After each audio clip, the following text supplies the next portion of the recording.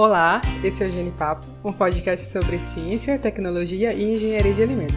E eu sou a Alexia. E eu sou a Ilana.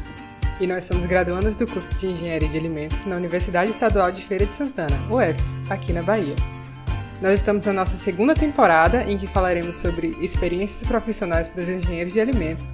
No episódio de hoje, nós vamos bater um papo com Sandy Aragão, e ela é engenheira de alimentos egressa daqui da UFES.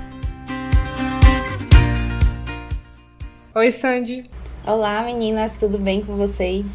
Agradeço o convite e estou muito feliz de estar fazendo parte desse episódio, de estar compartilhando um pouquinho da minha experiência com vocês. Então, Sandy, conta pra gente, como foi que você iniciou o curso de Engenharia de Alimentos? E era um curso que você já desejava fazer? Bom, quando a gente está no ensino médio, muda de ideia várias vezes, né? E na época que eu estava no terceiro ano, tava um boom sobre alimentos saudáveis, então eu comecei a me interessar pelo campo de alimentos. Só que era mais focado na área de nutrição, então eu busquei fazer o vestibular para nutrição e na UFES, que era próximo da minha casa, só tinha engenharia de alimentos. Então eu comecei a pesquisar, adicionei uma galera que já estudava assim na faculdade, busquei o pessoal que estava já terminando ou começando o curso para poder entender um pouco mais. E aí eu comecei a ver que, na verdade, a minha paixão mesmo era a parte de tecnologia, não necessariamente a parte de saúde. E a UFES eu comecei em outubro de 2008, era para eu iniciar as aulas em fevereiro de 2008, só que eu já cheguei pegando greve. Então, como eu tinha passado em outro vestibular, que na época era o UFRB, eu comecei a fazer o UFRB Nutrição. Um mês e pouquinho. E lá tinha já a matéria de fisicoquímica, que era uma matéria que envolvia mais cálculos, e as outras áreas de anatomia, e aí eu fui conhecendo um pouco mais e vi que realmente eu estava mais ligada à tecnologia. Então eu tranquei a nutrição e fui para a engenharia de alimentos. E lá comecei a conhecer melhor como que realmente funciona, buscando aí as experiências da galera mais de perto. E aí, então, já na universidade, lá na UFES, quais foram as principais atividades que você acha que vale a pena compartilhar aqui com a gente? Na universidade, eu tentei participar de um pouquinho de cada coisa, né? Além dos minicursos, das semanas, eu comecei... A minha primeira atividade mesmo foi empresa júnior. O pessoal fazia super propaganda da Engetec. E aí, logo no segundo semestre, eu comecei a participar. E assim, quando eu comecei o curso, era muita gente falando mal do curso, que não achava emprego, que era difícil. Então, eu peguei e abracei essa oportunidade da empresa júnior. E foi lá que eu comecei a ter contato exatamente com a atuação do engenheiro de alimentos, vendo o pessoal fazendo projetos, tendo contato com clientes, com empresas. A gente fazia muita visita técnica também, então eu fui me apaixonando mais pelo curso. Só que em paralelo à empresa júnior, aí eu fiz monitoria de fisicoquímica, fiz uma pesquisa em iniciação científica, onde eu fazia as análises físico-químicas de mel, né, que era de cooperativas da região, e trabalhava também com outras pessoas, com cada um com uma parte. Uns faziam análise de microbiologia, eu fazia a parte físico-química. E aí surgiu uma oportunidade de estágio na Nestlé. E eu tava com 6 meses de bolsa. Então, na época, minha professora, que era a Cristina, falou que eu deveria escolher, porque eu não daria conta de ter muita responsabilidade. Eu já tinha saído da empresa júnior e estava apenas com a pesquisa. E eu optei em pegar só 3 disciplinas na época para realmente dar conta do estágio e dar conta também da iniciação científica, porque até eu treinar outra pessoa para conseguir pegar as análises, e assim, eu estava fazendo a iniciação, queria apresentar meu trabalho, né? Tanto é que eu vim para Campinas para fazer a apresentação de um trabalho que era relacionado à minha pesquisa. Optei em ficar com os 2, até que eu finalizei um ano de bolsa de iniciação científica, que era CNPq, e então fiquei com estágio na Nestlé. E aí surgiram as bolsas de intercâmbio, que era o Ciência Sem Fronteira na época. Foi um ano de seleção, a gente na época se inscreveu e o pessoal começou a passar. Eu passei nas etapas e aí de repente o governo negou a minha aprovação na bolsa, mas aí a gente continuou tentando, né? A gente pediu ajuda na justiça, inclusive, pra gente conseguir a bolsa, porque nós estávamos cumprindo com o requisito, então conseguimos, de fato, eu falo nós, porque era eu e mais 5 pessoas, e aí a gente conseguiu retomar o processo, e aí eu me inscrevi nas faculdades de lá e fui aceita na primeira opção, que foi a Michigan State University. Eu tinha muita vontade de estudar lá, porque eu tinha um contato com umas matérias de um professor que falava muito de food defense e food fraud. E na Nestlé eu tinha contato já com a parte de segurança dos alimentos. Então eu conheci um pouco dessa faculdade a partir desses contatos. E daí eu pedi para sair da Nestlé e fui para estudar. E fiquei 1 ano e meio lá. Primeiro eu fiz um pouco de inglês. Eu já tinha estudado aqui no Brasil, só que para estudar a faculdade eu tinha que fazer uma imersão. E aí eu participei de um programa lá com pessoas de outros países. E aí desenvolvi mais o inglês para conseguir apresentar seminários dentro da universidade. E aí com isso eu me preparei para realmente estar junto lá com os americanos dentro da sala de aula. Tentei engajar até em pesquisa lá, com desenvolvimento de novos produtos. Só que quando estava para finalizar o programa da bolsa assim, de estágio, tinha muitas feiras na faculdade com empresas. Eu fui para essas feiras, participei. E no começo ficava com muito medo, porque você lá se apresentar, imagina, quando você vai fazer seleção de emprego, tem aquele frio na barriga, toda aquela ansiedade, né, para você passar. E para você chegar em empresas, um aluno intercambista que não ia continuar no país, então foi mesmo se arriscar muito. Mas aí o pessoal me incentivou, tinha uma brasileira lá também, que ela estava fazendo mestrado, e ela queria muito a JBS. Só que eu não queria, porque eu não queria ir para a parte de carnes, porque eu já tinha feito visita técnica em frigorífico, e até o momento não era uma área que eu tinha interesse. Eu estava interessada em ir para a Nestlé, porque era uma empresa que eu já tinha contato. Tinha outras opções, queria chocolate. A gente tem toda aquela visão, né? Quando a gente está na faculdade, tem os alimentos que realmente chamam mais atenção e que a gente quer conhecer mais, quer trabalhar com eles. E aí eu, de qualquer forma, eu fui me apresentar para a JBS e entreguei meu currículo. E essa minha colega foi chamada. E ela falou: Sandy, vai, tenta... manda e-mail pra eles são super gente boa, fiz a entrevista super tranquila. Aí eu mandei um e-mail falando que eu estava super interessada na vaga, e aí eles me ligaram pra fazer a entrevista. Tanto é que chamaram um outro brasileiro lá, achando que eu não sabia falar inglês direito, e fizeram a entrevista por telefone. E foi super tranquilo. Fiz essa entrevista e logo de imediato eles confirmaram que eu tinha passado. Na época que eu fiz o intercâmbio lá, tinha outros brasileiros e todo mundo tinha dificuldade de achar emprego, estágio mesmo, numa empresa. Porque a gente estava lá temporário. Quando a empresa me aceitou, eu falei, não importa, agora eu vou ter que me apaixonar pelo setor de carnes. Se eu chegar lá, tiver aquele... Que às vezes a gente fica muito preocupada, né, com relação ao ambiente e o tipo de processo é pesado. Então, assim, isso mudou completamente a minha visão. Eu abracei mesmo essa oportunidade e fui. E, na época, a faculdade era em Michigan, só que o estágio ia ser no Texas. Então, eu saí dos extremos, né? Tava no norte, no super frio, e fui pro lugar super quente, que era no Texas. E lá eu fiquei 10 semanas de estágio. A gente passou todos os setores, era tipo um trainee que passava pela ADM, eu fiquei até na parte de recebimento do gado, né? Guiando o gado para poder ir até a parte do abate. Então, a gente ficava na operação mesmo. Eu aprendi a cortar, fazer cortes de carne lá também. Tinha toda a parte de abate, a retirada do couro, tinha o tratamento do couro, tinha o preparo dos cortes, tinha também produção de carne moída. Então, era assim, um processo super completo. E aí eu tive a oportunidade mesmo de passar por tudo e de estar também em laboratório, fazer um pouquinho de análise. Foi assim uma experiência de 10 semanas, mas que valeu como se fosse muitos anos.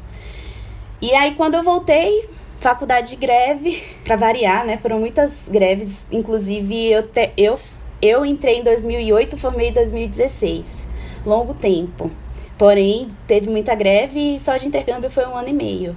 Do intercâmbio ficaram como matérias extras mesmo, mas eu consegui a aprovação para apresentar meu relatório de estágio com base nesse estágio do intercâmbio.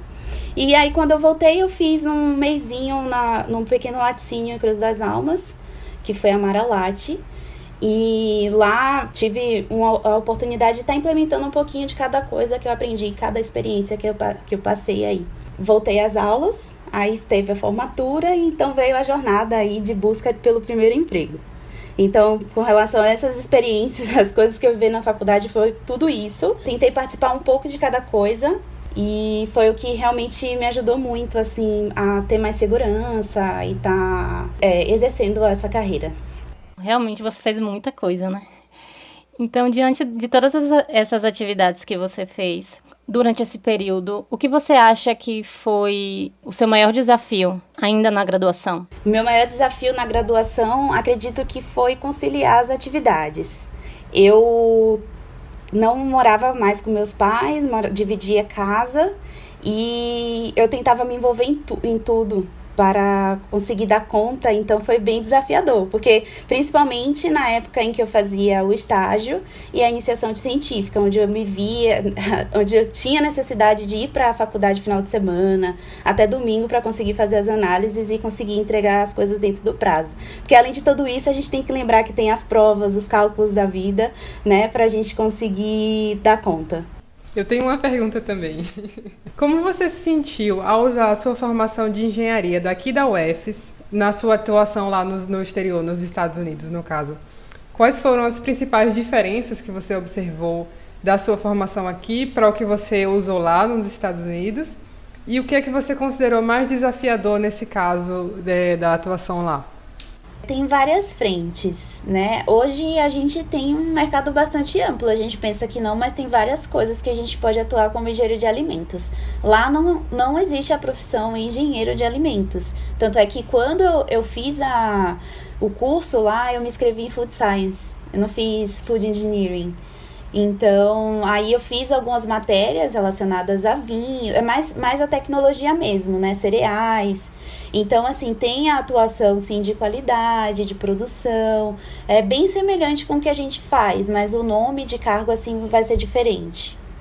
Quando eu estava aqui, eu tive essa grande oportunidade de fazer um estágio numa grande empresa, que eu tenho como referência, né, para a parte de qualidade e segurança dos alimentos. Aplicando lá, tanto eu como a outra estagiária, a gente conseguiu construir um plano de orientação para o pessoal com relação ao atendimento às boas práticas, à segurança dos alimentos. Então, a gente conseguiu trazer essa planificação para poder trazer as melhorias, porque a gente estava lá como um treinamento, só que a gente buscou trazer as melhorias para a empresa. Então, assim, o desafio maior é porque a gente estava em um ambiente em que as pessoas falavam outra língua. A empresa que eu trabalhei lá contemplava pessoas de outros países, então são pessoas que foram morar nos Estados Unidos e que tinham já residência, eram reconhecidos como já cidadãos americanos, porém pessoas que são de culturas totalmente diferentes. Então tinha asiáticos, tinha mexicanos, então era bem difícil tá lidando com vários tipos de cultura dentro de uma mesma empresa. Mas uma coisa que ajudou muito era que a liderança da empresa colocava a gente como se fosse supervisores, porque lá cada nível tinha uma cor de capacete. Eles colocavam os capacetes dos estagiários como azul. Então isso dava um destaque para que a gente ganhasse um respeito e que o pessoal entendesse que a gente estava ali, que tinha que ter essa troca importante e com respeito com as outras áreas. Então foi dessa forma. Não sei se eu respondi sua pergunta. Nesse caso, a situação do estagiário ser tratado com uma certa diferença, você acredita que é diferente do que acontece aqui, com o que você conhece? O nível de respeito acho que vai ser o mesmo, vai depender muito da empresa e do ambiente que você tá e das pessoas, entendeu? Porque assim, lá a gente teve uma recepção muito boa, então era uma empresa que tinha gente de tudo quanto é nacionalidade, todo mundo junto e misturado. Então isso fez com que eu fosse aceita de uma forma boa lá. Foi diferente de quando eu fazia realmente as aulas na faculdade. Eu conheci muita gente boa, muita gente que incluía muita gente nas atividades. Fui convidada para Thanksgiving na casa de americanos mesmo. Então, a gente tem pessoas receptivas, mas tem muita gente que tem preconceito. Principalmente porque você, quando começa a conversar com eles, tem sotaque. Tem aquelas brincadeiras, tem aquelas meninas metidas na faculdade que ficam rindo da sua cara porque você tá falando desse jeito. Só que assim, elas só falam inglês e a gente fala duas línguas. Então tem essas barreiras que a gente encontra pelo meio do caminho de verdade. Porém, tem muita pessoa boa também que acaba ajudando. Mas uma dúvida que eu fiquei agora, em relação à formação do engenheiro de alimentos lá, agora que você já é uma engenheira formada, você sentiu muita diferença em relação ao mercado de trabalho, à colocação profissional em si mesmo? É que lá eu tava ainda no nível de estudante, né? Então eu consegui esse estágio e como uma, vamos dizer assim, intercambista, não foi uma tarefa fácil pelo fato de ser intercambista, que é tipo, você tá num país ou vai entrar numa empresa para uma oportunidade que você não vai ficar por muito tempo. Então é um investimento que a empresa traz, né, que talvez não seja rentável para ela. É aí que tá a diferença Bahia-São Paulo. Porque assim, tem as oportunidades de estágio, eu não sei como é que tá hoje aí, mas na minha época foi muito complicado para conseguir.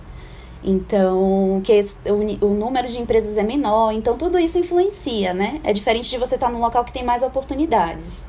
Então, assim, eram realidades diferentes. Assim, para trazer um comparativo entre o estágio do exterior com o daqui, para a facilidade de quanto que tem barreiras diferentes, assim, para ser considerado. Então, Sandy, você falou pra gente das suas experiências durante a graduação e depois que você formou como recém-formada, como se iniciou a sua vida profissional? Como recém-formada, inicialmente eu estava super atrás de programa trainee. Então, assim, não sei se vocês conhecem, mas são programas muito concorridos, porque a projeção de carreira é muito boa e você cresce muito rápido. Então, basicamente, você roda na empresa, em vários setores, conhece e já vai para cargo de liderança. Então, isso era o que brilhava meus olhos, então era o que eu buscava fazer. Só que, como eu tinha voltado do intercâmbio e morava no interior e a UF estava de greve, o pessoal tinha meu contato, me chamaram para conversar na escola, que é a Wizard, de lá de Muritiba. E nessa conversa, simplesmente já me chamaram para dar aula, né? Porque, assim, é difícil ter uma pessoa do interior que tenha essa experiência de intercâmbio. Então, eu fui convidada a dar aula. E quando voltou a aula da UFES, eu encerrei esse contrato, fiquei só estudando. Só que quando eu formei, eu estava em busca de emprego, tentando essas seleções trainee, e enquanto não aparecia essa oportunidade, não consolidava uma oportunidade na área, aí eu fui dar aula de inglês, continuei na mesma escola. Assim, eu me sentia muito triste. Eu gostava, dava o meu melhor na aula, o pessoal gostava muito do meu trabalho, mas eu não estava me sentindo realizada porque eu queria trabalhar na área. A gente estuda, se esforça, poxa, eu fiz intercâmbio, estudei na faculdade, queria trabalhar na área, então eu fiquei um tempo dando aula de inglês e depois de 6 meses, aí eu fui chamada para trabalhar na Nestlé, que era a Nestlé Waters, que era, na verdade, não dentro da Nestlé, seria dentro de uma Coman, que é basicamente uma outra empresa que invasa água na marca da Nestlé. E assim, não deu certo o programa trainee, né? Eu ainda, até o momento de eu ser chamada para o emprego, eu estava tentando trainee, gastava uma grana, vinha para São Paulo porque antigamente não tinha pandemia, não se fazia as coisas online. Então a gente fazia a triagem de prova e depois começava a fase de viagens para fazer as provas presenciais. Eu bati na trave de 2 empresas, que foi a Vigor e a Cargill. Cheguei na final. Só que, assim, o da Cargill, presencialmente, eu fui chamada pra final, mas eu já tava tão cansada, porque é desgastante, e acabei não fazendo, de fato, essa etapa final. E aí, bem na semana que eu fui chamada para trabalhar na Nestlé. Então, aí eu embarquei para Dias Dávila, comecei a ficar lá, trabalhando nessa empresa. E aí eu entrei na vaga como analista júnior. E aí quando você chega lá, você sabe qual que era o sistema, né? Então eu entrei com uma grande responsabilidade, que era estar assistindo o processo de invase de água numa marca da empresa. E só tinha eu e mais uma pessoa que era realmente da Nestlé, porque a minha chefe, ela era daqui de São Paulo.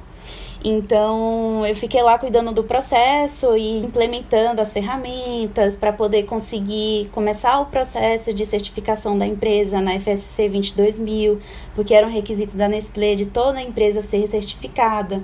Só que depois de 11 meses trabalhando na empresa, houve um encerramento lá dessa parceria. E aí a minha chefe, na época, ela falou que primeiro eu ia para o Rio de Janeiro. Perguntaram se eu queria ir para o Rio, que tinha uma fábrica lá. Aí eu falei, claro, com certeza. Porque assim, a gente recém-formada, e fora que assim, eu fazendo o programa trainee, quando eu viajava para São Paulo, eu sabia que em algum momento eu ia sair da Bahia. Depois mudou-se todo o trâmite, não tinha mais essa vaga no Rio. E abriu-se a vaga aqui em São Paulo. Então tinha uma pessoa aqui, a pessoa já não estava se adaptando muito bem mesmo na vaga. Dava para vir para São Paulo, porque tinha uma pessoa que eu conseguia dividir apartamento. E aí eu saí de casa com uma mala, né? Vim embora para São Paulo para saber, né? Tentar me adaptar e ver no que dava. Chegando nessa empresa, tinha assim...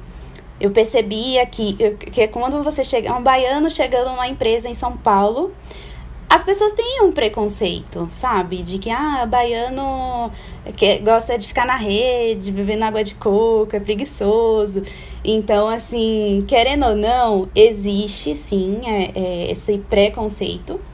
Porém, tinha outras pessoas de outras regiões que foram me acolhendo, né?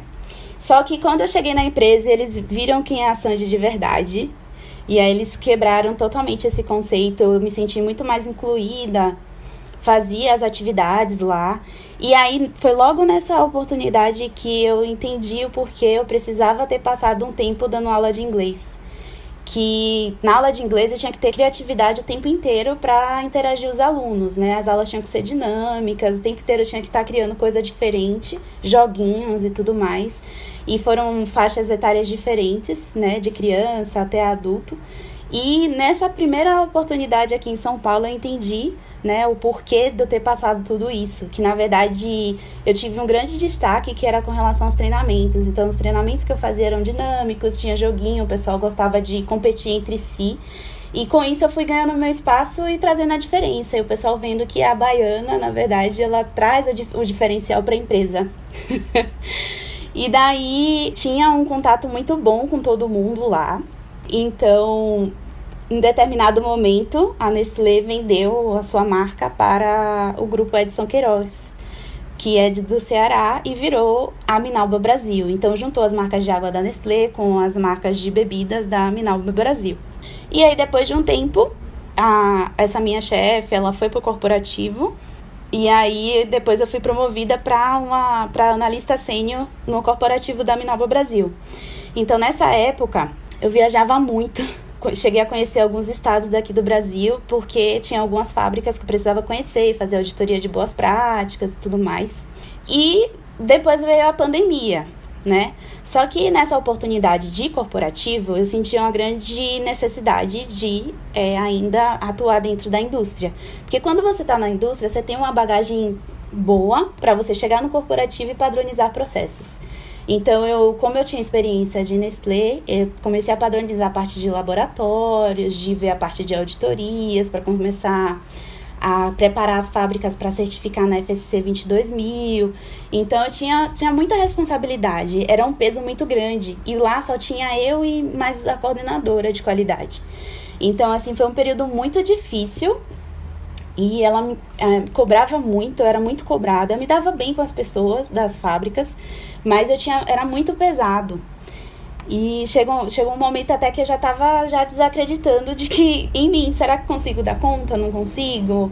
E aí eu comecei a olhar, não, eu preciso realmente ir para o chão de fábrica para aprender mais e chegar no nível corporativo e conseguir contribuir mais com as plantas, né?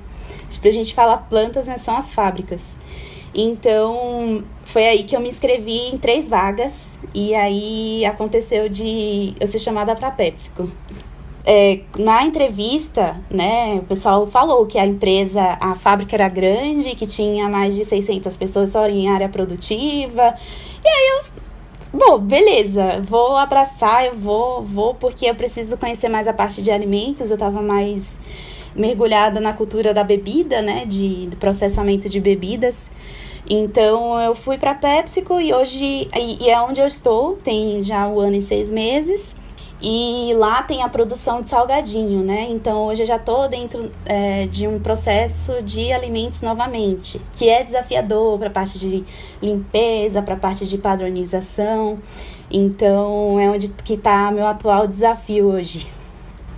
São muitos desafios, a gente percebe que uma coisa acrescenta na outra, né? No caso de ter dado aula, foi muito legal para você conseguir essa interação legal com as pessoas da empresa.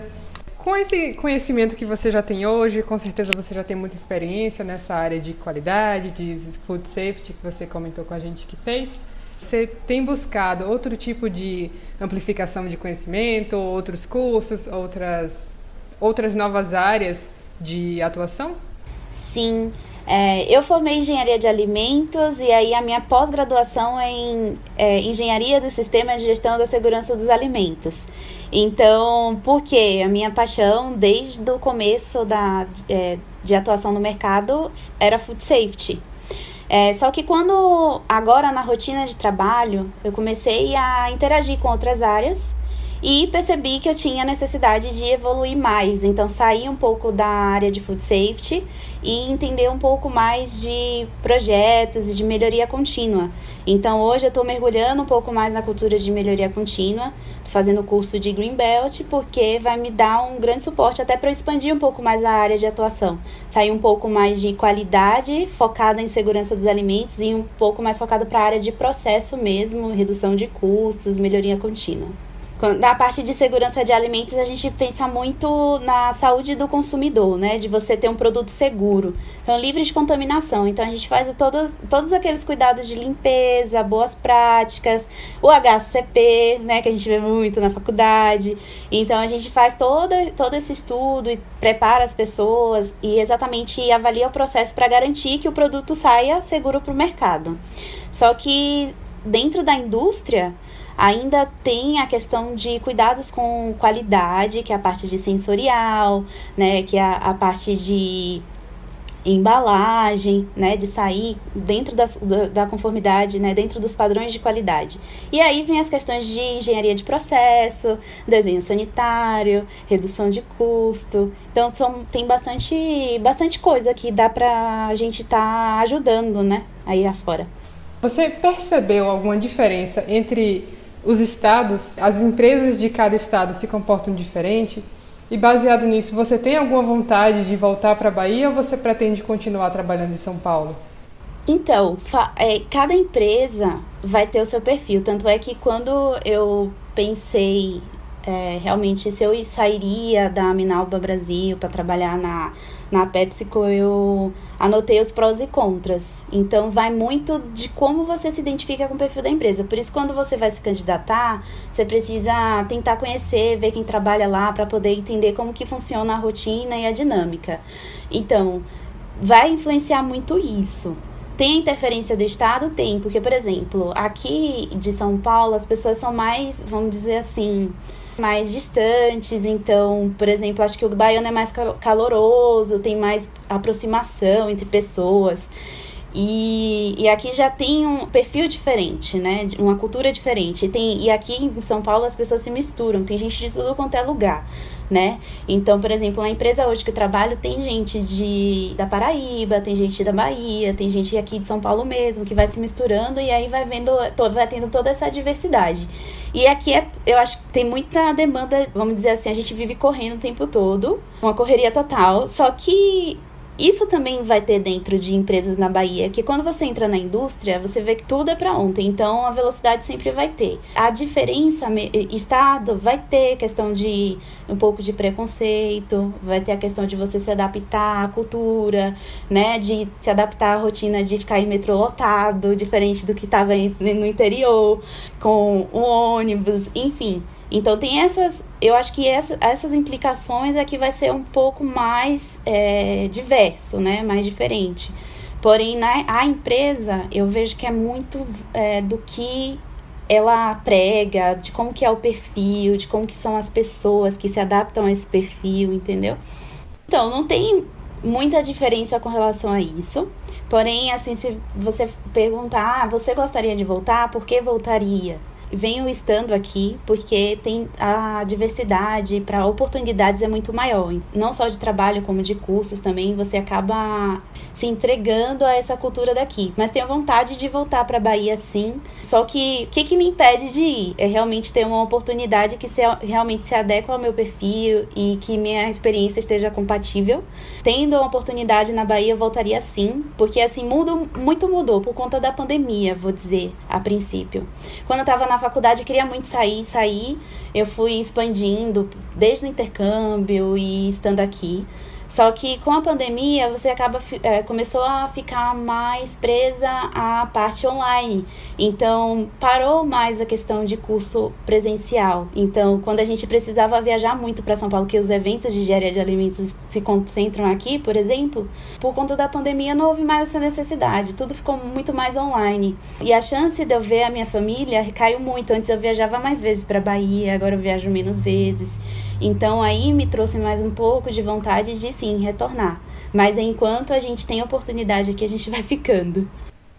Na Bahia existe toda essa cultura, né? Essa questão de, engenharia de alimentos, o mercado é muito restrito, a área de atuação você não consegue encontrar facilmente, né?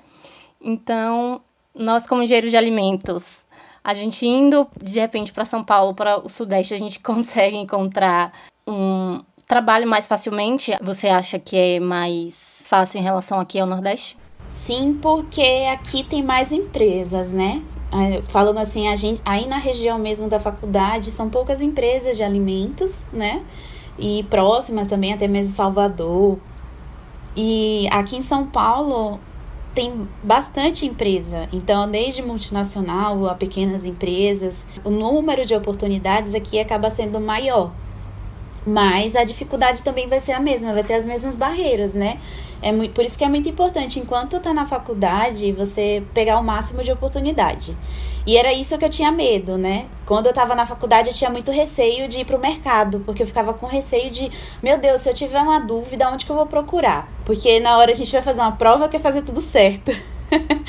E tem aquelas respostas prontas, mas na real, no mercado de trabalho, não é assim. É diferente. Então, na época que eu estava na faculdade, eu tinha muito receio de mergulhar mesmo como profissional e de realmente dar conta. Só que, por isso, eu comecei a buscar as oportunidades. E isso que me trouxe o diferencial realmente para ter um destaque no mercado de trabalho. Só que mesmo no mercado de trabalho, tem que continuar buscando se capacitar, estudar bastante, né, para conseguir realmente responder às demandas do dia a dia.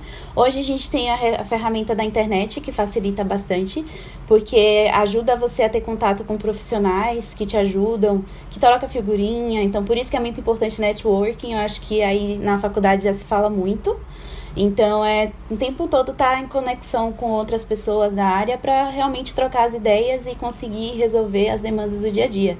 E dentro de uma empresa, é sempre buscar se associar com os pares, né? As outras áreas. Às vezes a gente entra em empresa que é só qualidade. Você tá na qualidade, mas você faz parte de um todo. Então, quando tem um problema a resolver, juntar outras áreas, uma pessoa de manutenção, de produção, e fazer o brainstorming, chegar e pensar no problema para tratar ele, assim a gente consegue realmente resolver.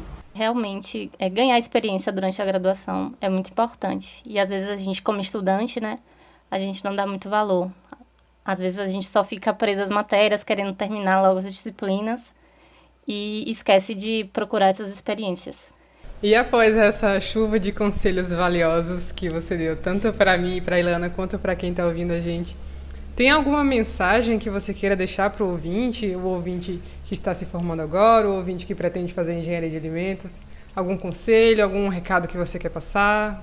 Eu acho que o principal, já falei, que é de aproveitar mesmo as oportunidades da faculdade, porque o mínimo é você fazer as matérias, né, de conseguir passar, mas assim, concluir no tempo certo, que é os 10 semestres certinho, com todas as matérias. Então, assim, além disso, o mais importante é realmente a experiência de estar tendo contato com outros profissionais. E um outro ponto muito importante é sonhar grande. mira na lua, porque se você errar a lua, você consegue pelo menos acertar alguma estrela. Vocês já devem ter ouvido essa mensagem, mas é uma coisa que eu coloco como minha meta de vida sempre, porque, assim, nada é fácil, né? Tudo vai ter barreira, tudo vai ser difícil, mas a primeira coisa começa pelo seu interior, de querer sonhar grande. Se conhecer é muito importante para você saber realmente onde quer chegar. Porque, assim, não necessariamente uma pessoa que hoje é gerente, uma pessoa que está morando em outro estado, é uma pessoa de sucesso. Tudo depende do que você é e aonde você quer chegar. Porque você pode estar atuando mesmo numa pequena empresa, numa grande empresa, e você pode se sentir realizado.